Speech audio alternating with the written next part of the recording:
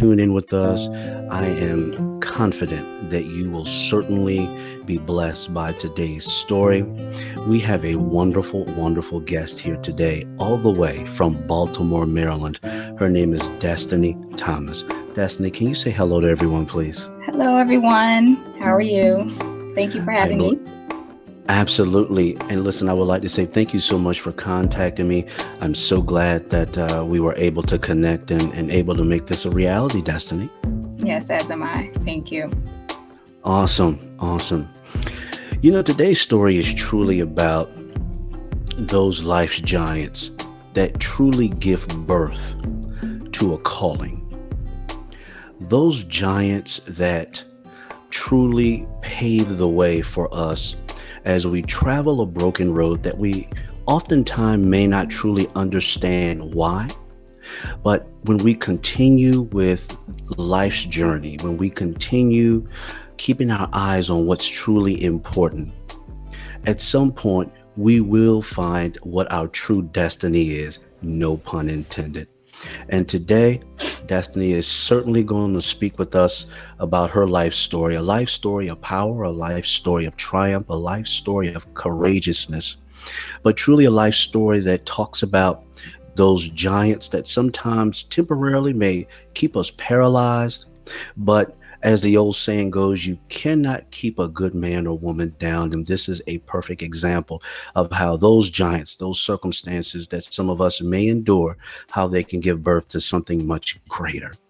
Destiny, please start off and share with us this story of how things began for you and how this led to the calling or the purpose of what you're doing now. Okay.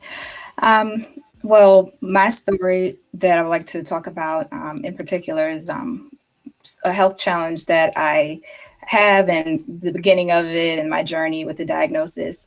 Back in February of 2017, we were away on vacation and I began having chest pains and heart palpitations. I didn't even realize they were called palpitations at the time. I just knew I was having random feelings and my chest, was feeling like tight.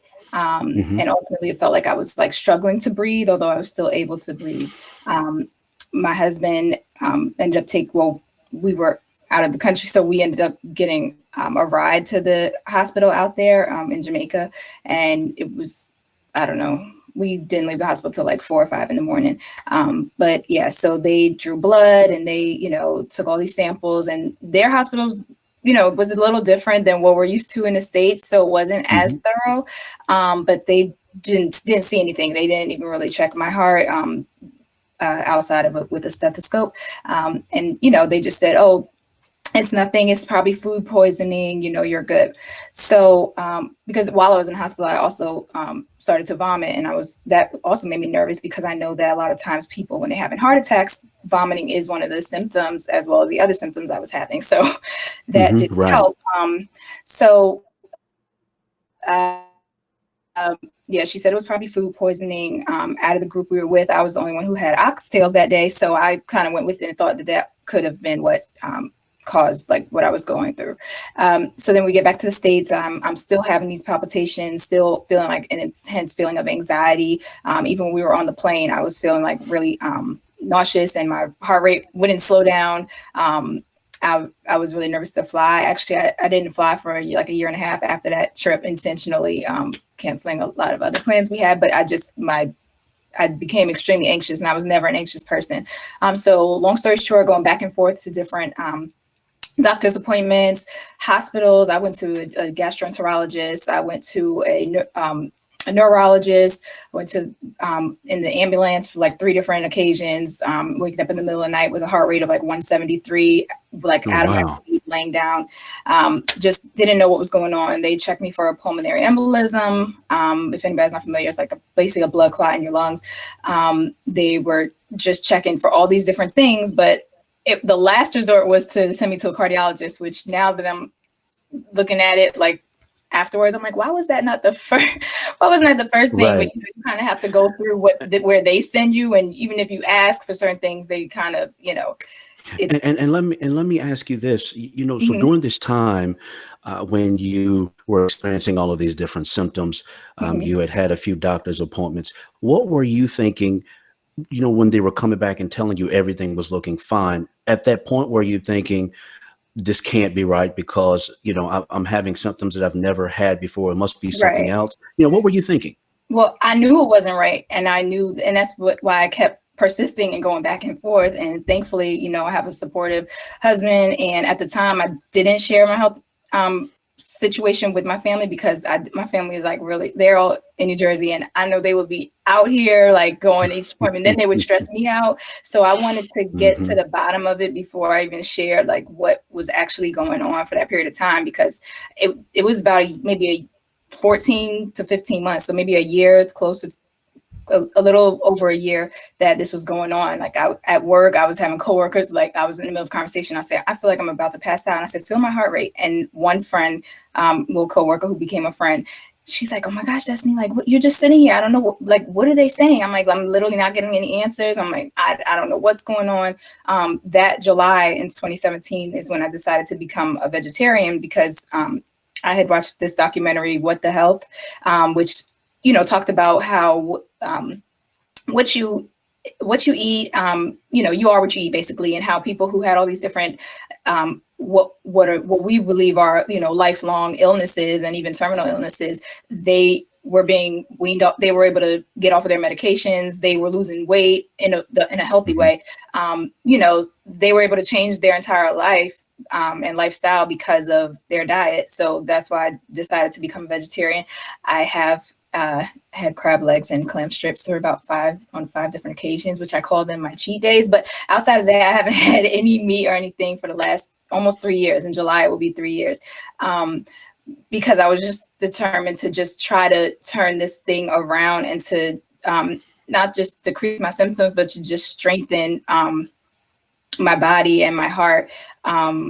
So that's pretty much what I did. Every doctor's appointment I would go to, they were throwing a new prescription at me. The initial doctor, when I first came back to the States, it was at an urgent care because my doctor was closed at the time. And she said, well, you're showing all the signs of, anxiety, and here's this prescription that will help. And then she gave me something when I was talking about my fear of, flying. I had to fly. I flew one time after that. And then for that, I didn't fly like a year and a half. It was for my goddaughter's christening in Atlanta, which the flight was only like an hour and a half. And the entire time, like I had all these palpitations. I was feeling so nervous. Mind you, I had never struggled with any type of I'm like fearless Destiny. Like I don't worry about, I'm not a worrier. I'm not an anxious person. I may Right, get right. butterflies if I have to speak in front of people or, in initially.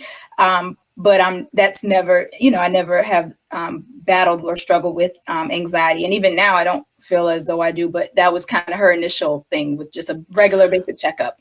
Right. Um, So Destiny, so how long did this go on? Because it seems as though this went on for a long period of time before you really was able to pin down, or the doctors were able to pin down what was going on with you. So how long did this go on, going to different doctors' appointments before you really found out what the culprit was?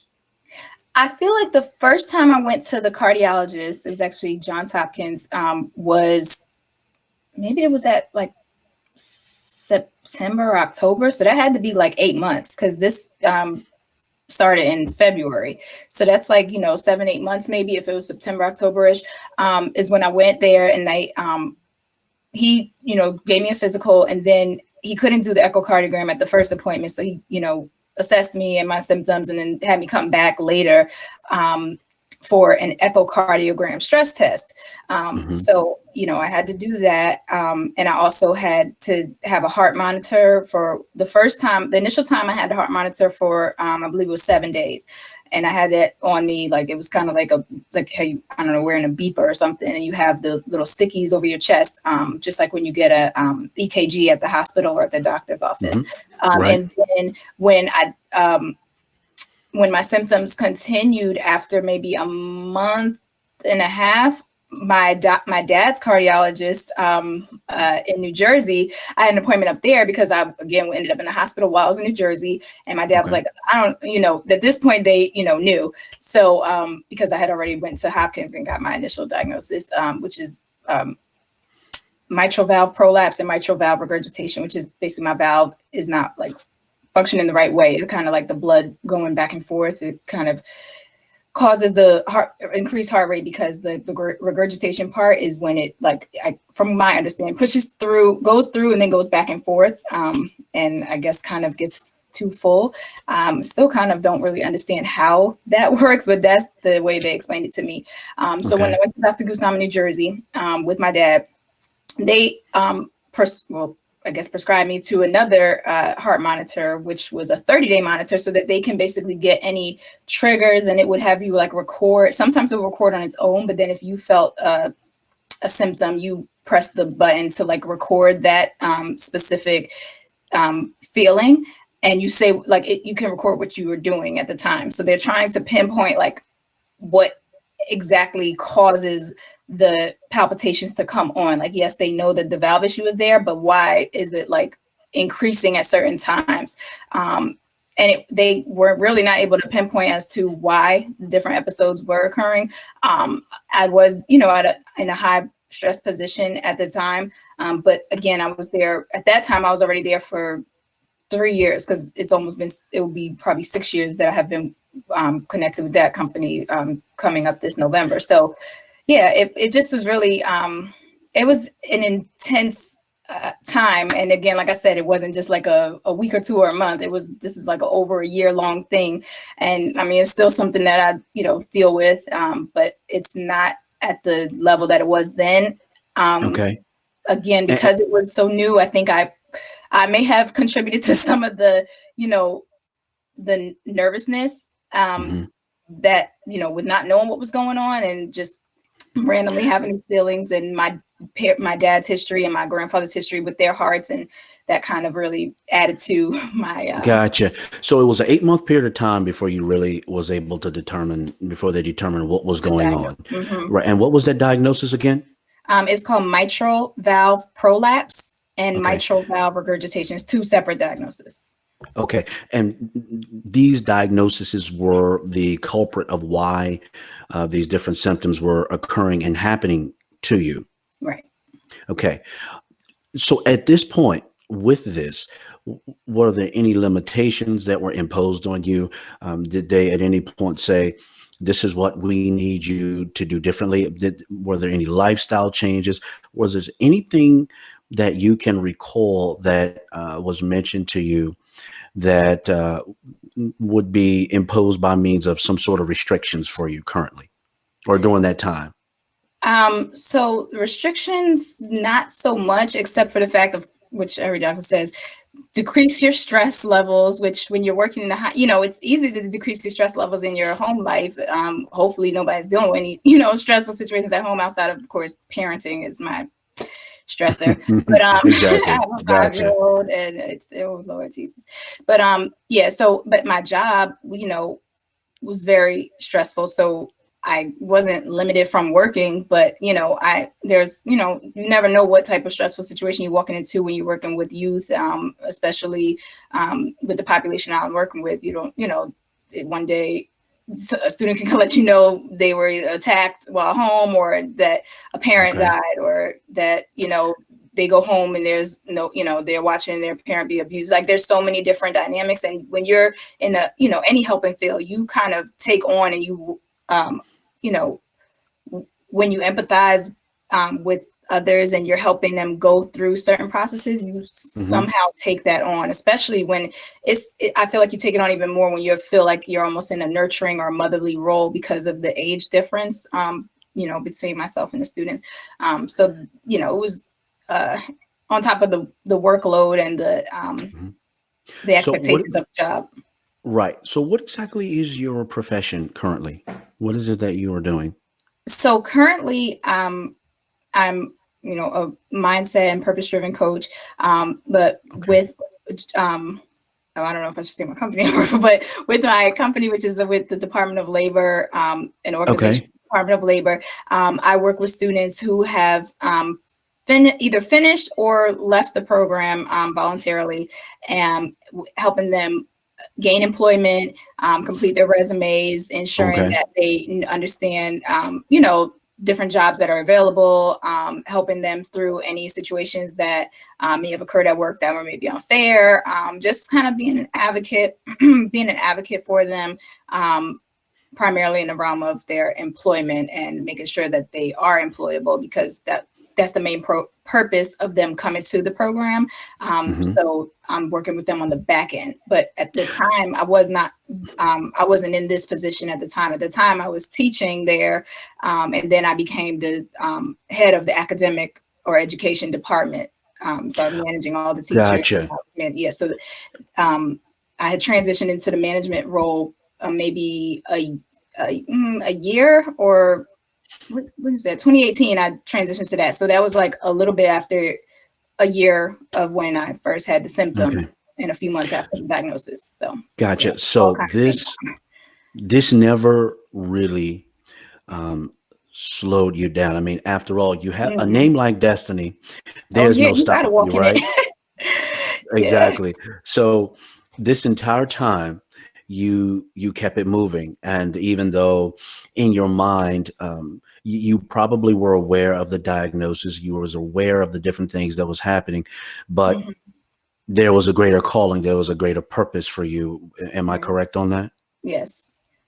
Let's Yes. transition a little bit, because I'd love to talk a little bit about this purpose that you felt was burning down inside of you. What was birthing inside of you that maybe at the time you weren't even aware, but you knew something, you knew that there was something happening there. What Talk to us a little bit about this um, calling that you felt um, was bestowed, if you will, upon you, and that you knew that this was something you needed to be moving forward towards. Okay. Um, well, to answer this, a loaded question. So let me just, I guess, give a little bit of a background. So as I stated, I, Sure. was a teacher. My undergrad is education. My graduate degree is counseling.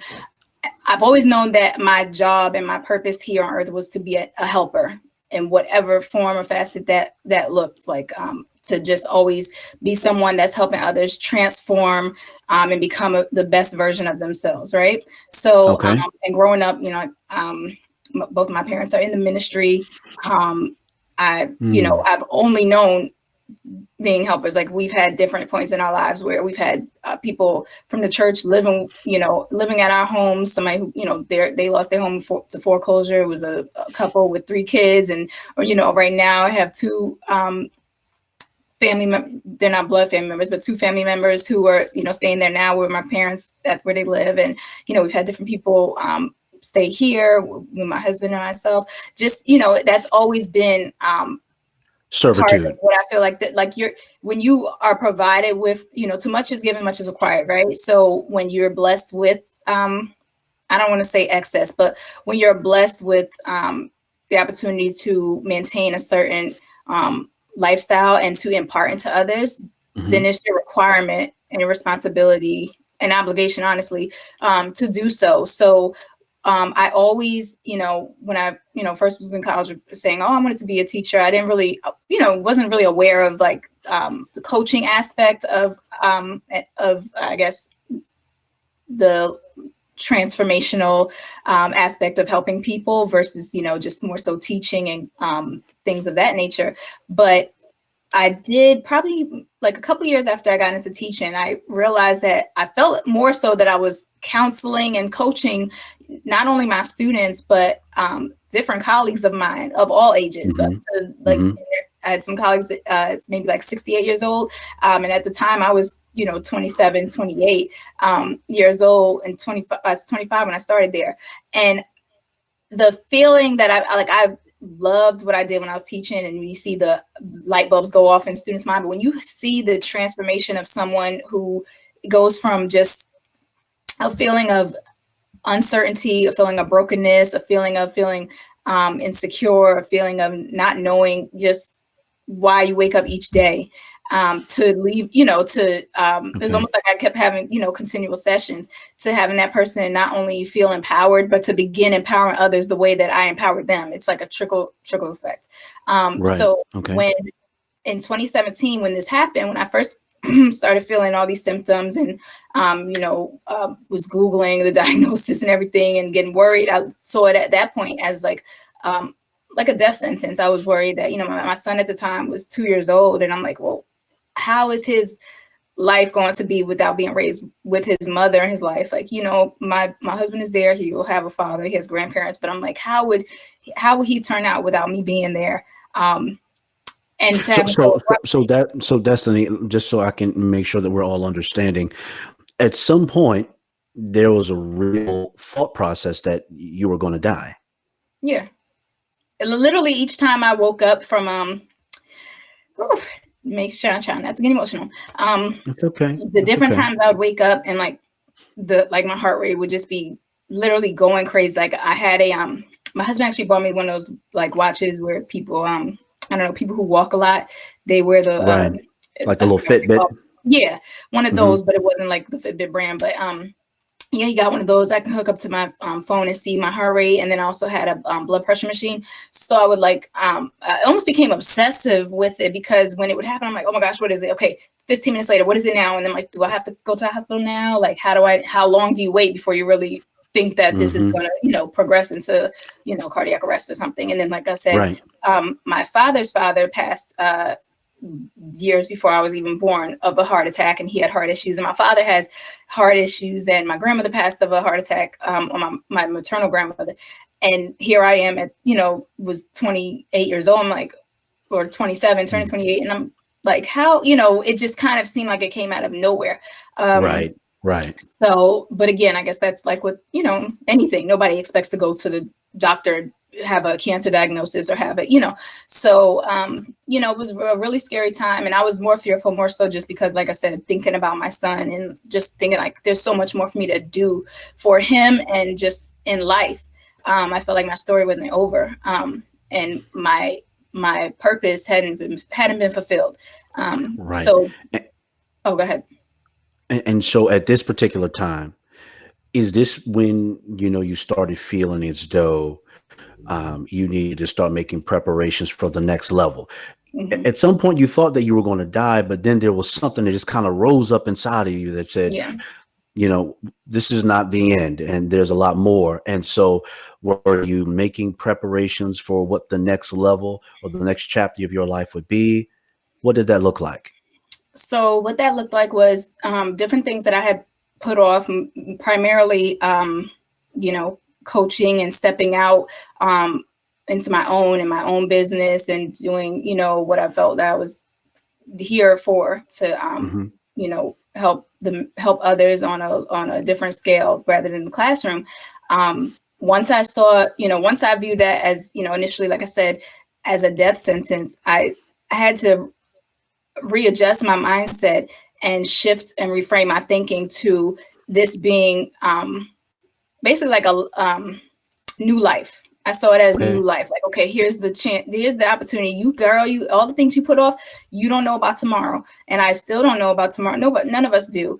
But I'm going to Exactly. ensure that I have done all that I can to solidify my son's, future, my legacy, making sure that he, has he knows that regardless, mommy persisted. I persevered. I was resilient. Then there's nothing that stopped me, and there's nothing that will stop him, regardless of any obstacles or challenges that he may face. And I want that Hmm. message to be, imparted to others. Anybody I work with, anybody who may even see this podcast, to know that regardless of what that thing is, this is my particular thing, but somebody else's may be a certain, mental health diagnosis or a certain a child that is Hmm. just not going down the path that they thought. I wanted to ensure that I had to first get my mind right, because again, like I said, every day was more like, is today gonna be the day? And it was messing up my sleep. I was like, staying up late because I didn't know if I would wake up out of it. You hear about people passing their sleep, so I really was making myself a little bit crazy. Hmm. And the anxiety was increasing, but that is the point where I really had to, all the things I put off, And Speak Destiny was one of them. This year, I launched the So, Speak so, Destiny. Oh, go ahead. so Speak Destiny. You said Speak Destiny? Yes. Okay. All right. So finish telling us about Speak Destiny. Um, Definitely.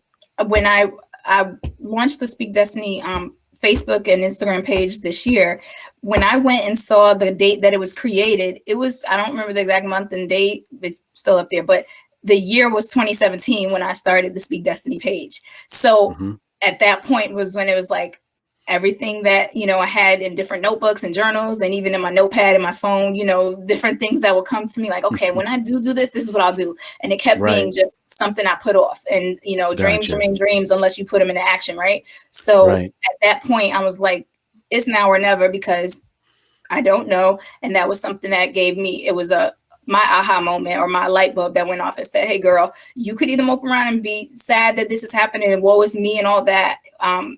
And look at it as a death sentence, or you look at it like this is my new life. I'm going to, move forward accordingly and operate in the way that you're called because you have others following you. You have a light and you need to, don't let this dim your light. Let it shine brighter and shine on other areas for others that will help transform and empower and equip others with the tools and the strategies to be able to maneuver in certain unexpected challenges that others may be facing. Okay. So again, out of the calamity that you were had experienced, this is what Speak Destiny is truly about. So let me ask you this. Why the name Speak Destiny? So the name Speak Destiny came to Hmm. me. I just was thinking about, I guess, different titles or different, I don't want to say phrases, but just different names that were impactful that meant like that kind of what it means, or you can get an idea of what the business is about with the Right. name, and that Hmm. also tied into who I am. I am destiny. I am destined for greatness. My name is Hmm. Destiny, literally. So I have like to really, like this is, it's been on my, like, I feel like, your name holds power regardless of what your name is, especially when your name That's right. has like an actual meaning. Um, Hmm. and you got to walk in it and let it be known and really share it. So I felt that it just made sense for Speak Destiny to be birthed. One, because it was the new, like I said, I felt like that after the feeling of a death sentence, it became new life. So when you speak Mm. destiny, you're speaking possibilities, you're speaking life, you're speaking health, you're speaking wellness, you're speaking hope, you're speaking all those things that what destiny is. You're speaking peace, you're speaking whatever those things are that you want to breathe life into. And I Right. felt like that was the best name that would tie into what I do for others, as well as a piece of me, because it is who I am, literally and figuratively. So Right. it just What are makes sense. some what are some of the things that you specifically focus on with Speak Destiny? I know you've mentioned some things, but kind of key in with us a little bit. What are some things that you truly are passionate about that are some topics that you're really dealing with under the Speak Destiny movement? What the topics that I'm really passionate about, what I pretty much with Speak Destiny kind of have infused mindset and purpose, identity with each other. So that's kind of where I coined the term purpose driven mindset coach, because um, with everything, it's all a mindset, regardless of what Okay. field it is. Like you can be a Hmm. scientist and your mindset, you have to be in the right mindset in order for, a thing to be a thing. You have to, like I said, it was just believe it. You have to, put an atmosphere, you have to adjust your mindset. Even what we're dealing with now with the quarantine, you can view that a person with a fixed mindset may be like, I can't believe we're trapped inside this house and I got to deal with all these kids doing this and I got to cook these meals and all this stuff. Whereas Right. if you have a growth mindset and you really train your mind, because it's a process, you have to train your mind just like how you train your body when you go to the gym. Like you don't just start off lifting 80 pounds and doing like, what is it, 20 repetitions or something. You have to train Hmm. your body and build up that stamina, right? So you have to do the same thing with your mind, which is a muscle as well. So you, um, basically with that, um, the person with the growth mindset will look at it like, wow, I'm safe at home. I don't have to worry about, possibly contracting anything. I'm able to work on, long lost, put off dreams. I'm able to contact certain people who I've always been too busy to contact. Yeah, I may have Hmm. lost my job, but I'm here. There's some people who have to bury their parents on Skype and Zoom. And, I have my whole family here and they may be working my nerves, but you know what? God is good. So that's Hmm. all, pretty much a mindset thing. Two people going through the same exact situation can see so many different viewpoints of it. And that's again with your mindset. When you have a growth mindset, you open yourself up to um, more positive energy, more a better outlook on life, and better opportunities for building relationships with other people. A lot of time, people with fixed mindsets have limiting beliefs, and can be energy suckers and dream killers. And when they're in connection with others, a lot of people I've interacted with who've had fixed mindsets seem to always something about somebody else what they're doing wrong, Hmm. and Hmm. I'm like, where's the mirror? So it's always like, how is it that you have a list of 15 people and every single one of them has done something to you and you are just innocent of, so Right, right. I focus on reframing, um, to a growth mindset, in order to truly identify and walk in your purpose. The Awesome, main awesome. point, or the speaking point, when you asked about speaking, that I talk about is being equally yoked. And when I Mm, say equally yoked, I'm not okay. speaking of equally yoked as in, being in connection with somebody who has the same faith or beliefs as you. Being equally yoked, when I speak on it, deals with yourself internally, being equally yoked within mind, body, and soul.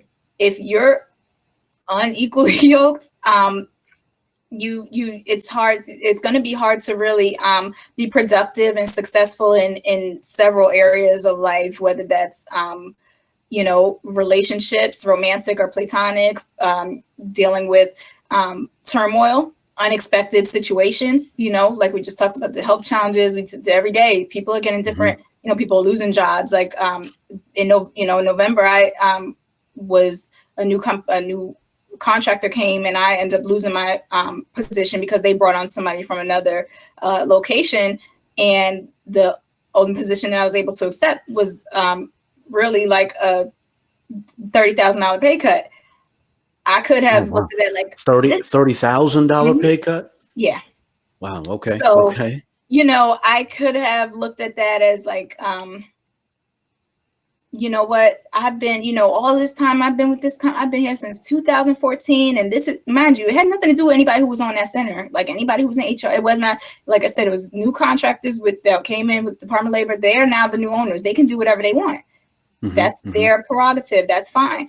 All I had to do was ensure that, either continue building my own, working for myself, or remained with them until I'm ready to leave on my own terms and, fully branch out with just, speak destiny and doing, my things. But I'm not really, I still do love what I do there and being connected with the youth and speaking to them and empowering others. And, I still do go to, But Speak Destiny is really what's being birthed, and that's really right. what you're looking to move Right. forward with at this point. Exactly. And you have to look Yeah. at it like that because Hmm. honestly, with the transition, and I had honestly been considering transitioning from my role for a while.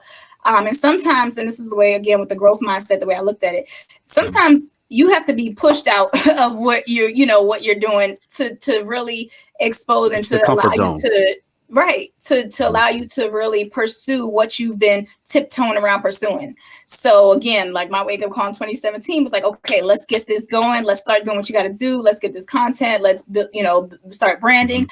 But I was still really absorbed with the position because it was a demanding role. I was managing like 10 staff, and there's like And it's your bread and butter at that time. right. I mean, I So mean, that's still your source of right, income as well, or and your and I primary source of income. right. And so at certain points, I'm like, okay, well, maybe by, October early, or maybe by this, I kept extending my deadlines, right? Before when I would like kind of wean myself away from that role.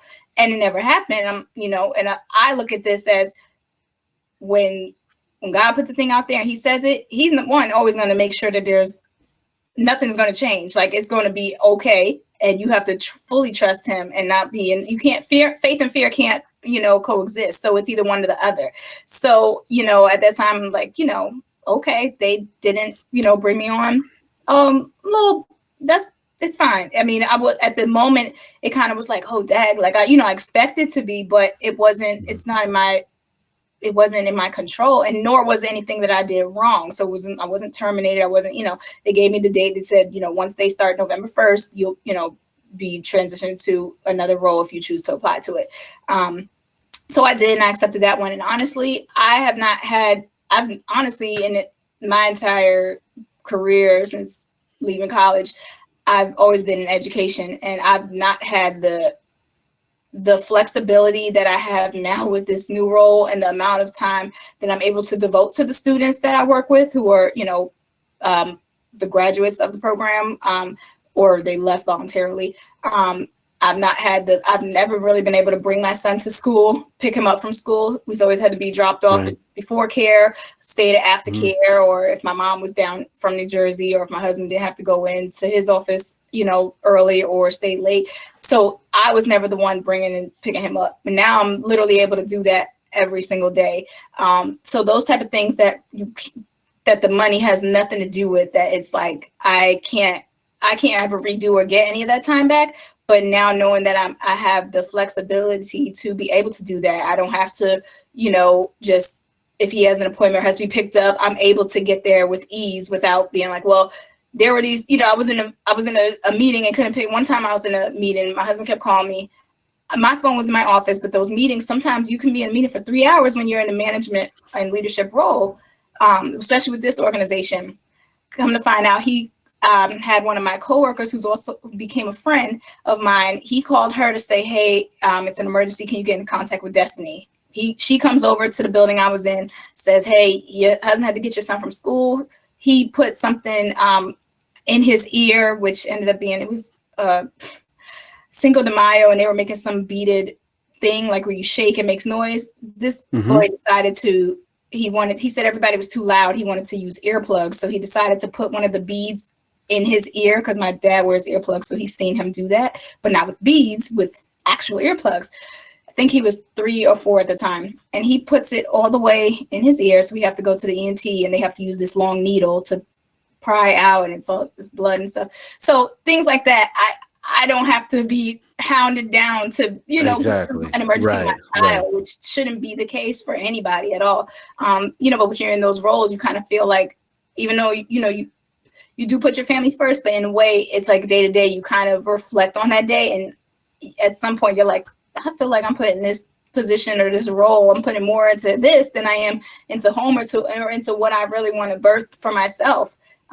So yeah, that's kind of, but back to the initial question of what I speak on, being equally yoked, mind, body, and soul. You can't really flourish being unbalanced. You can't say, I'm so, my spiritual level, I'm just walking with Christ, or I'm with Allah, or whatever faith you are, I'm up here with that. But then physically, you're basically halfway killing yourself, whether that's, harming your body with certain types of drugs, or, eating, I mean, I don't want to say certain things to offend anybody, but just, eating a poor diet, eating McDonald's every day, right.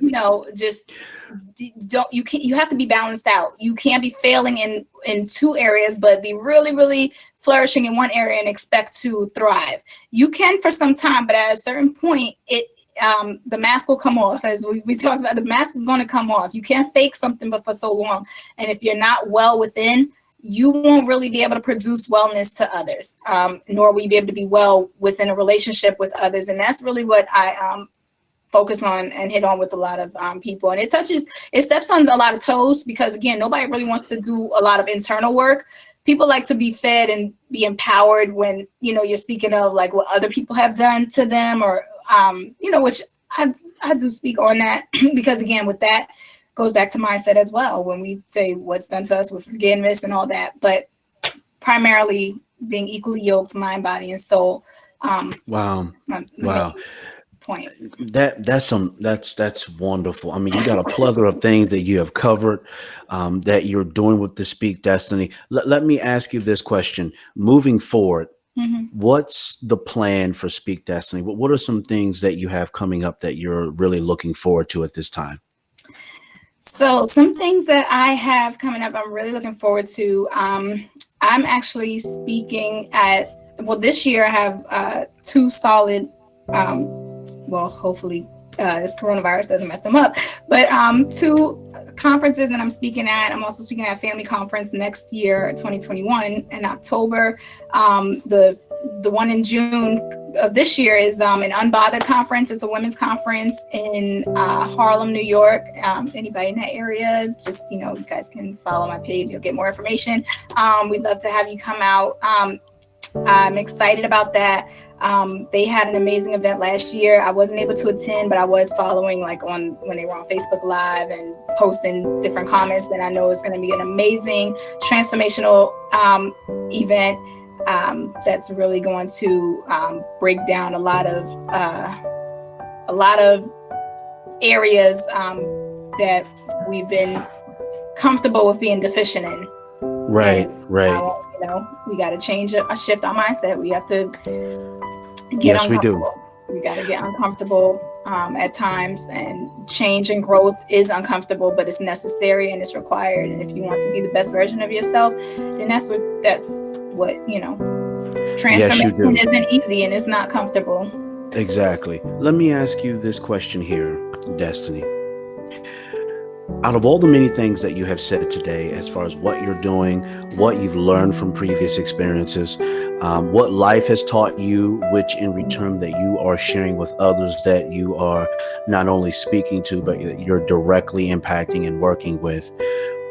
What message, if you had a global message right here, right now, that you wanted to impart to every listener who will hear this, and every listener who is going to get an opportunity to download this, what is it that you want them to walk away with from this podcast?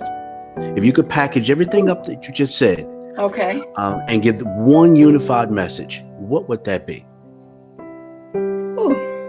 Let's see. This is like a pop quiz. I'm long-winded. Let's see. One thing that I would like them to take away. Okay. One thing. Okay. So the one thing that I would like you to take away from all this is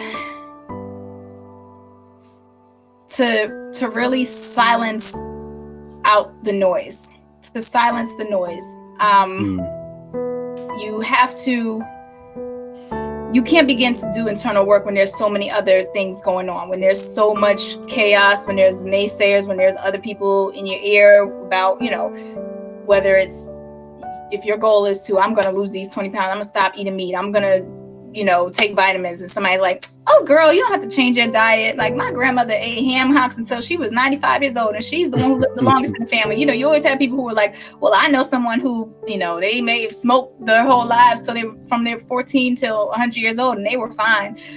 Yeah, but were they thriving, or were they just alive? You know what I'm saying? So hey, they may have been, but there's block out the noise.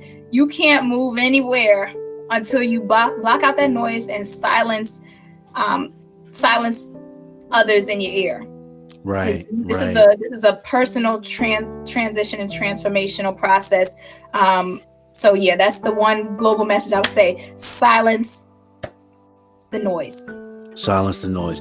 I like that, because when we silence the noise, the extra noise, the extraneous noise in our background that's in our ear, we don't get the opportunity to really think clearly. We don't hear clearly, and more importantly, we can't focus on those things that are imperative. So I really like that message. Destiny, tell all of us how we can keep in contact with you and your work, the movement, and all of the great things that you're doing and that you're going to be doing. How can we keep up with Destiny? Okay, well, you guys can keep up with me by visiting speakdestiny.com. There's a subscription tab there, so you guys can subscribe. We do have some Speak Destiny gear on the shop tab of our website. that's recently been added. So you can not only speak it, but you can walk in it as well, ladies.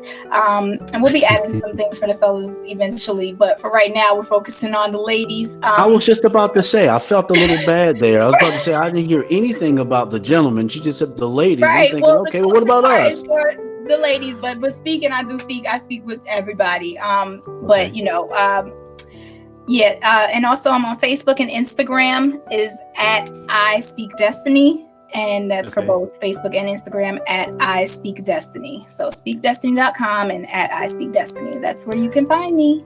Okay. And what is your website again? Speakdestiny.com. Speakdestiny.com. Okay. That is fantastic. Destiny, you have been absolutely wonderful. You have shared a lot of wisdom with us today. You've shared a lot of your hardships, your struggles, and you very nicely put it all together to really take us down a journey to share with us where you are now and what the future hopefully will be looking like as far as your movement and the things that you're going to be doing. I am thrilled that you were able to come and talk with us. Thank you so much for your time. It's really been amazing. Thank you so much. It's been a pleasure. I've enjoyed this conversation, and I truly hope that it blesses many, many listeners. Just thank you so much for the opportunity. Absolutely. Thank you so much. For all of the listeners out there, I want to once again say thank you so much for tuning in to another segment of Moving Beyond Life's Giants here with Will Weeks. As always, if you'd like to keep up with the work that we are doing here, certainly follow us at www.aboutweeks.com. Once again, www.aboutweeks.com. There you will find all the different things that we are doing, as well as all of the podcasts like Destiny Thomas and others who are hosted directly on our own servers. So once you go to our site, you will click on the link above that says podcast, and that will take you to our page. If you feel as though you have a story that you want to share with the masses, that you want to share with the world, we definitely want to hear it. I want to hear it. And there are others who are just like me who want to hear your story as well. Certainly drop us a line at mystory@aboutweeks.com. Once again, mystory, MYSTORY, aboutweeks.com, and an email. Okay. Again, thank you so much for tuning in. We'd love to see you back again when we have another segment here on Moving Beyond Life's Giants. Take care. God bless. Thank you.